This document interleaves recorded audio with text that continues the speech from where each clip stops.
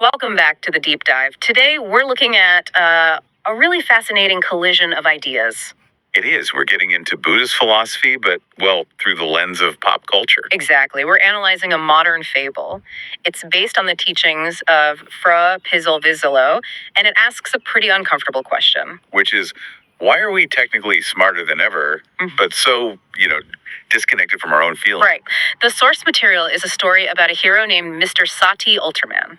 Which I know sounds like a Saturday morning cartoon. It really does, but the psychological insights here are, they're actually serious business. It's a very deceptive story. It wraps these deep Dhamma teachings about suffering and attention in this, sci-fi package. So our mission for this deep dive is to explore what the story calls the external knowledge demon, and of course, how to defeat it. Okay, so let's set the scene. The source puts us in the near future. It's February 11th, 2026. And in this world, this demon has given everyone a pair of omniscient glasses. Right, and usually a demon makes you blind, right? Ignorance is darkness. But this one gives you hypervision. These glasses make everything far away totally clear. Things like the stock market, celebrity gossip. The chemical makeup of a distant star, yeah.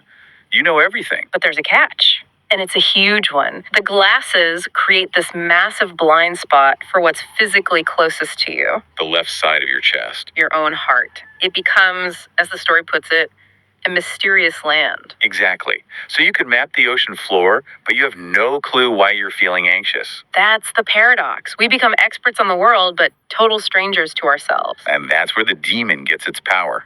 So, to fight this, the story brings in our hero, Mr. Sati Ultraman. I just love the name. Sati is the Pali word for mindfulness. And you pair that ancient idea with Ultraman, this, giant laser beaming superhero. It's brilliant. It suggests mindfulness isn't passive. It's an active superpower you use to fight the noise. And he shows up not with weapons, but with a mirror of self-awareness and 3 techniques. We should break those down. The first one is the defocusing stance. Okay, so what does that mean? It's the first step. He uses a soft beam from his mirror to just blur the glasses. Ah, so you're not taking them off, just making them less distracting. Precisely. The lesson here is that you can't cure internal suffering with more external data. We think if we just learn one more thing, we'll feel in control. But this says you have to stop looking out altogether, just for a moment. You have to let that energy flow back inward. Okay, so that's step 1, create a pause. But that leads to the second technique, the inward radar flip. And this is where the real work starts. It's a pretty cool idea. Go on. Usually our mental radar is always scanning other people. We're judging them, analyzing them. Right. Why did they say that? What are they doing? As Mr. Sata says, you have to literally rotate that radar 180 degrees. So the questions become internal. Yes. Instead of judging them, you ask, how's my mind right now? Is it hot or cold? Happy or sad? You turn self-observation into the main event. And when you do that, that mysterious land of your own emotions starts to come into focus. Which brings us to the final move, the interconnection beam. This feels like the resolution. It is. It's about reconnecting that broken circuit between your head and your heart. The story says that supreme knowledge isn't about stars or stocks at all. No. It's knowing one's own heart.